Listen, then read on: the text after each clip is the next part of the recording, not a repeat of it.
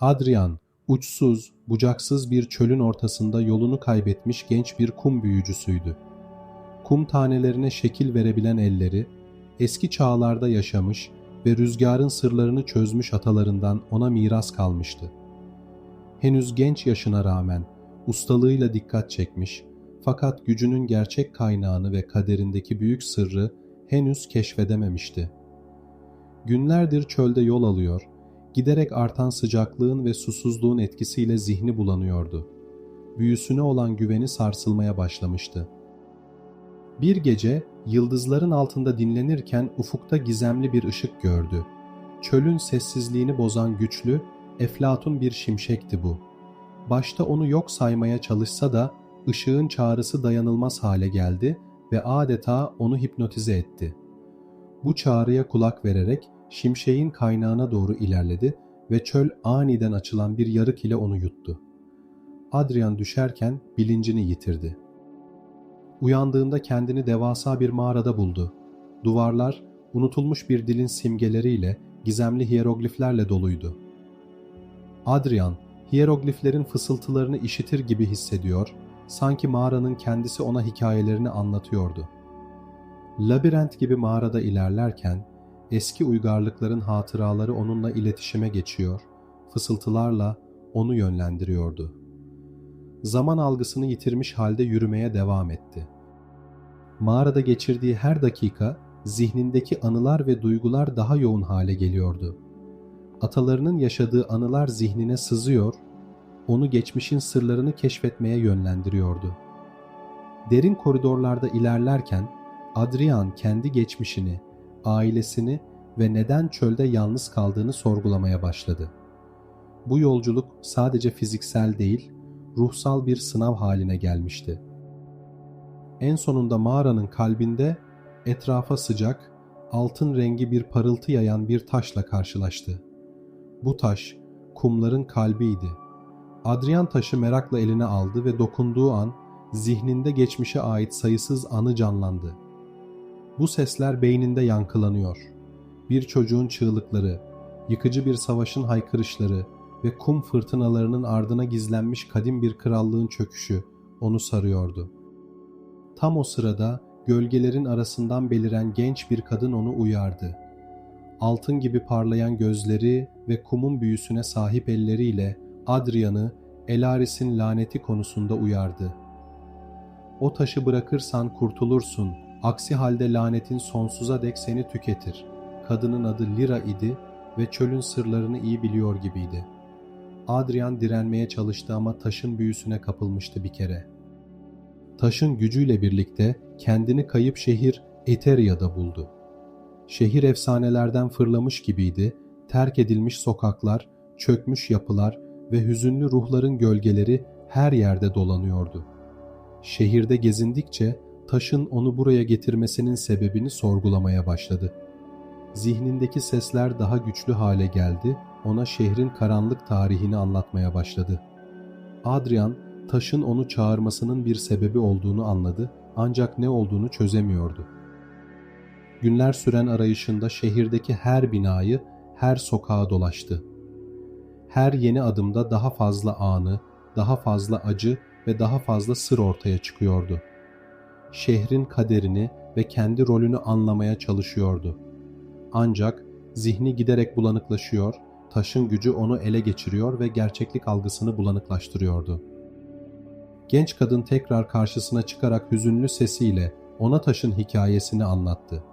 Bu taş, kumların kalbi, zamanın döngüsünü kırmak için yaratıldı, ancak her seferinde onu kullanan kişinin ruhunu alıyor. Eteria'nın kaderini değiştirmek isteyen herkes bu döngüye hapsoldu. Ben de Eteria'nın son kraliçesi olarak bu lanetin kurbanıyım. Adrian büyük bir karmaşa içindeydi. Şehir onun zihnini ve duygularını ele geçiriyor, doğru ile yanlışı ayırt etmesini zorlaştırıyordu. Karar vermesi gerektiğini hissediyordu. Ya taşın gücüne direnip laneti sonsuza kadar durduracaktı ya da kendini bu sonsuz döngüye teslim edecekti. Sonunda kararlı bir şekilde taşı bırakmaya karar verdiğinde genç kadının gözlerindeki altın ışık söndü ve yerini derin bir üzüntü aldı. Ayterya'nın son kraliçesiydim diye fısıldadı kadın, sesi yankılar içinde kayboldu. Aniden kumlar hareketlenmeye başladı ve şehir büyük bir hızla tekrar kumların altına gömüldü. Adrian gözlerini açtığında çölün ortasında tek başınaydı. Avucunda küçük, ince bir kum tanesi vardı. Ancak bu kum tanesinde şimdi bambaşka bir güç saklıydı. Adrian kendi kaderini ve gücünü sorgulayarak, kayıp şehir Eterya'nın hikayesini içinde taşıyarak çölde yolculuğuna devam etti. Artık gerçeğin, efsanenin ve büyünün bir arada olduğu yeni bir yola girmişti. Clara, Vespera şehrinin derinliklerinde gizlenmiş, efsanelerle anılan mekanik bir bahçeye ulaştığında nefesini tuttu.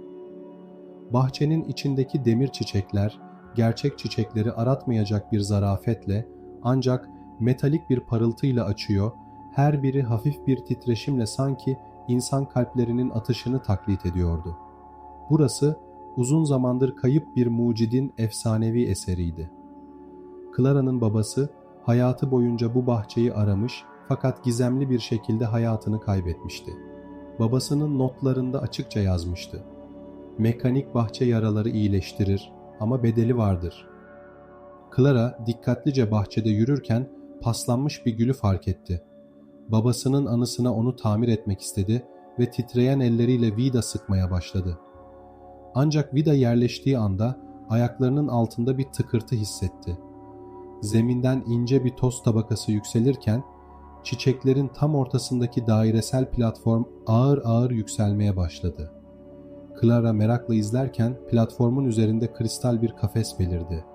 Kafesin içinde ışıklarla titreyerek çırpınan, canlı gibi atan bir kalp vardı. Kırık kalp. Büyülenmiş gibi kalbe doğru uzandığında arkasından keskin bir ses yükseldi. "Dur!" Clara hızla döndüğünde karşısında uzun zamandır görmediği Elias'ı gördü. Elias'ın gözleri mekanik bahçenin soluk, titrek ışıkları altında tuhaf bir şekilde parlıyordu. Sesindeki ton ciddi ve uyarıcıydı. "O kalp senin değil," dedi Elias kararlı bir şekilde.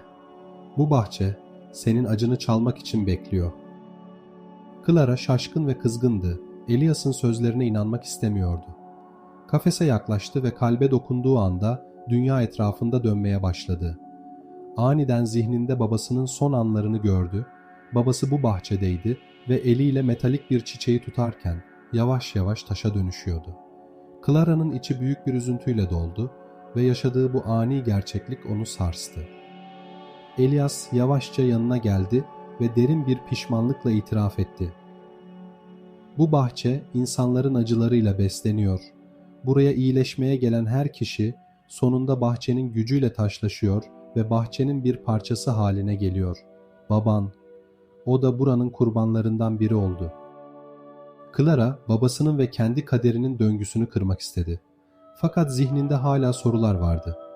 "Peki sen kimsin Elias? Buraya nasıl geldin ve buranın sırrını nasıl öğrendin?" diye sordu titrek bir sesle. Elias derin bir nefes aldı ve gözlerini Clara'ya çevirdi.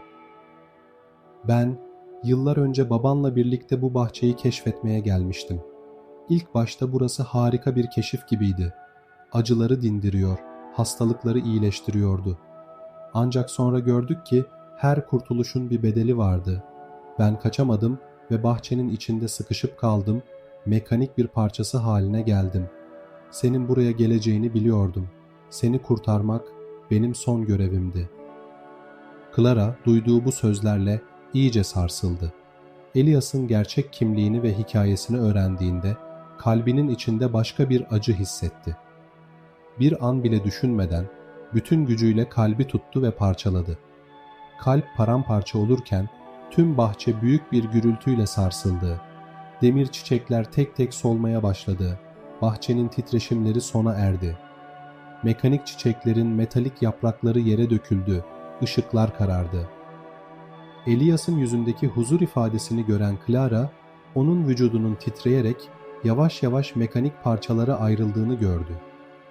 Elias, yıllardır bahçenin bir parçası olarak yaşayan, Clara'yı bu lanetten kurtarmak için son bir güçle ortaya çıkmıştı. Son sözleri fısıltı gibi yankılandı. "Özgür ol Clara, geçmişin seni bağlamasına izin verme." Elias tamamen kaybolduğunda geride yalnızca paslı bir anahtar kaldı. Clara anahtarı alarak kararlı bir şekilde bahçeden ayrıldı. Artık gerçeği öğrenmişti. Acılar, kaçınılacak değil, yüzleşilmesi gereken gerçeklerdi. Babasının hatıralarını onurlandırarak demir bahçenin kalıntılarını arkasında bıraktı ve Vespera şehrinde yeni bir yolculuğa adım attı. Şimdi Clara için yeni bir hayat başlıyordu. Geçmişin gölgesinde değil, geleceğin ışığında yürümeye hazırdı. Elias, şehrin karanlık ve dar sokaklarında soluksuzca koşarken cebinde duran maskeyi sıkıca tutuyordu.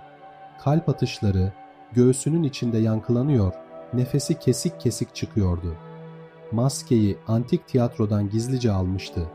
Üzerine yüzlerce ağız kazınmıştı ve sanki her biri Elias'a fısıldıyordu. Maskeden yayılan fısıltılar her adımında daha belirgin hale geliyordu. "Tak beni, seslerini duyayım," diyordu maskenin içinden yükselen cazibeli ses. Karanlık bir sokak köşesinde durup soluklandı. İçindeki merak ve korku savaşıyordu. Sonunda merakı galip geldi ve Elias maskeyi yavaşça yüzüne yerleştirdi. Maskeyi taktığı anda tüm dünya farklı bir biçimde canlandı. Karanlık sokakların sessizliği anlam kazandı ve çevresinde gölgeler hareket etmeye başladı. Gölgeler konuşuyordu. Şehir sanki yaşayan bir varlığa dönüşmüştü. Duvarlardan yankılanan sesler arasında boğuk bir kadın sesi yükseldi. "Ölüler asla bu şehri terk etmiyor." Daha sonra küçük bir çocuğun acı dolu fısıltısı onu takip etti. "İntikamımı alacağım." Elias, maskenin gösterdiği gerçeklikle birlikte gizemli bir cinayetin tanığı oldu. Gölgeler arasından beliren sahnede usta bir sanatçı olan Lucien'in öldürüldüğünü gördü. Lucien, maskeyi yapan sanatçıydı. Cinayeti işleyen ise şehrin sevilen belediye başkanıydı. Elias şok içinde geriye sendeleyerek maskeyi çıkardı. Ama maskenin sesleri zihninde yankılanmaya devam ediyordu. Her geçen gün biraz daha güçlü ve daha karanlık bir hale geliyordu. Günler ilerledikçe maskenin etkisi onu daha fazla ele geçirdi. Uykuları kaçtı, etrafında sürekli olarak gölgelerin konuşmalarını duyuyordu. Bir gece odasının ortasında maskeyi tutarak çaresizce otururken Lucien'in hayaleti belirdi karşısında. Gözleri hüzünlü, sesi yankılıydı. "Maskeyi kırmazsan ruhunu emecek ve sonsuza kadar bu seslerin kölesi olacaksın." Elias cesaretini toplayarak tekrar antik tiyatroya gitmeye karar verdi. Gece yarısı sessizliğinde tiyatroya vardığında ayaklarının altındaki eski tahta zeminin gıcırtısını duyuyordu. Sahnenin altındaki gizli odayı bulduğunda kalbi daha hızlı atmaya başladı. Odanın ortasında kendi maskesinin aynısı duran bir başka maske vardı, gerçeğin maskesi. Elias maskelere yaklaşırken odanın duvarlarındaki mumlar birer birer yanmaya başladı ve ortam aydınlandı. Bu yeni maske saf ve pürüzsüz görünüyordu. Üzerine hiçbir yüz kazınmamıştı. Elias maskeleri alıp karşılıklı tutunca garip bir enerji akımı başladı. Zihninde güçlü bir ses yankılandı. Gerçekler yalnızca cesaret edene görünür.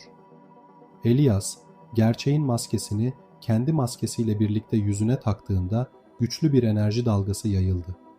Görüşü bulanıklaştı ve etrafında dönen yüzlerce görüntü gördü. Belediye başkanının şehrin zenginlerini korumak adına yaptığı zulümler, Lucien'in maskeyi yaratırken amacının insanların gerçekleri görmesi olduğunu keşfetmesi ve maskeyi yok etmek isteyenlerin komploları, hepsi Elias'ın gözleri önünde canlandı. Patlama dalgası tüm şehre yayıldı ve şehirdeki gölgeler çözülmeye başladı. Belediye başkanının evi korkunç bir çığlıkla yankılandı. "Beni affet!" Başkanın gizli günahları tüm şehre açıkça görünür hale gelmişti. Elias maskeleri yere bırakarak onları paramparça etti. Maskelerin parçaları etrafa saçılırken gölgelerin varlığının son kalıntıları da bu parçalarla birlikte yok oldu. Ertesi sabah şehir bambaşka bir haldeydi. İnsanlar şaşkınlıkla sokaklara çıkmıştı çünkü şehirde tek bir gölge bile kalmamıştı. Sanki şehir ilk kez gerçek ışıkla tanışıyordu. Sokaklar geçmişin karanlık izlerinden temizlenmiş, insanların yüzlerinde yeni bir umudun izleri belirmişti. Elias şehrin çıkışında durmuş, son kez arkasına baktı. Yaşananların gerçeğiyle yüzleşmiş, geçmişin yüklerinden arınmıştı. Artık biliyordu, gerçekleri saklayan gölgeler değil, onları göremeyen gözlerdi. Yüzünde hafif bir tebessümle yeni bir başlangıç için adımlarını hızlandırarak özgürleşmiş ruhuyla yola koyuldu. Sofia, denizin 2000 metre derinliğinde sonsuz gibi görünen karanlığın ortasında beliren, ışıltılı şehre bakarken ürperdi. Luminaris adını taşıyan bu antik şehir, derin denizin karanlık sularında kaybolmuş, efsanevi bir uygarlıktı. Şehrin yapıları, duvarlarında biyolojik ışık saçan deniz yosunlarıyla aydınlatılıyor, hafifçe titreşerek sanki yaşayan bir organizma gibi görünüyordu. Sofia ve ekibi uzun süredir bu şehrin varlığına dair söylentileri araştırıyordu. Fakat şehre ayak bastıkları andan itibaren ekip üyeleri tuhaf bir şekilde kaybolmaya başlamıştı. Her kayboluş, ekipte kalanların arasında giderek artan bir korkuya dönüşüyordu. Sonunda geriye yalnızca Sofia ve cesur ama temkinli Kaptan Rourke kalmıştı. Kaptan Rourke fısıltıyla Sofia'ya yaklaştı. "Işıklar canlı Sofia, onlar bir şeyi bekliyor." Sofia, bu sözlerin ne anlama geldiğini anlayamasa da içindeki korkuyu bastırıp şehir merkezindeki devasa tapınağa doğru ilerlemeye karar verdi. Tapınağın merkezinde dev bir inci kabuğunun içinde hipnotik bir güzellikle dönen ve parıldayan bir ışık buldu. Işık onu kendisine doğru çekiyor gibiydi. Merakına yenik düşerek inciye dokunduğunda zihni birden denizin sonsuz sesiyle doldu. "Sen son umudumuzsun," diye yankılandı zihninde derin bir ses. Aniden tapınağın etrafındaki biyolojik ışıklar karardı ve her yer derin bir karanlığa gömüldü. Karanlığın içinde devasa, ürkütücü dokunaçlar Sofia'yı sıkıca kavradı. Sofia, nefes alamaz hale geldiği sırada güçlü bir ışık huzmesi yaratığı geri püskürttü. Kaptan Rourke elinde güçlü bir el feneriyle belirmişti. Bu ışık, onların tanrısını hapsetmek için yaratıldı. Sen onu serbest bıraktın. Sofia yaşadığı dehşetle inciyi kırmaya çalıştı ancak yaratık onu yeniden yakalayarak hareketini engelledi. Rourke çaresizce bağırdı ve tabancasını çıkararak inciyi hedef aldı. "Bunun sona ermesi gerekiyor." Silahın patlamasıyla birlikte inci büyük bir güçle patladı. Şok dalgası tüm şehri hızla sardı. Yaratığın çığlıkları yankılanırken Luminaris eski güzelliğini kaybederek karanlığa gömüldü. Sofia gözlerini açtığında suyun yüzeyine doğru sürüklendiğini hissetti. Ellerinde küçük, soluk bir ışık parçası vardı. Luminaris'in geriye kalan tek hatırasıydı bu. Denizin yüzeyine vardığında etrafında Rourke yoktu ve Sofia, kaptanın akıbetini asla öğrenemedi. Günler sonra Sofia, yüzeydeki araştırma gemisine ulaşmayı başardı. Gemideki mürettebat onu şaşkınlık ve merakla karşıladı. Sofia'nın anlattığı hikayeye inanmakta güçlük çekiyorlardı. Ancak ellerindeki ışık parçası anlattığı olağanüstü hikayeyi kanıtlıyordu. Sofia'nın zihninde Luminaris'in hatırası hala canlıydı. Şehri düşünmeden edemiyor, rüyalarında sıkça oraya geri dönüyordu. Rourke'un gizemli kayboluşu zihnini meşgul ediyordu. Acaba kaptan gerçekten yok mu olmuştu, yoksa başka bir biçimde Luminaris'in içinde yaşamaya devam mı ediyordu? Aylar geçti, Sofia'nın Luminaris üzerine yaptığı araştırmalar dünyada büyük yankı uyandırdı. Ama Sofia, şehrin sırrını tam olarak çözememenin yarattığı huzursuzluk içindeydi. Küçük ışık parçası hala elindeydi ve her dokunuşunda denizin derinlerinden gelen sesi duyuyordu. "Sen son umudumuzsun."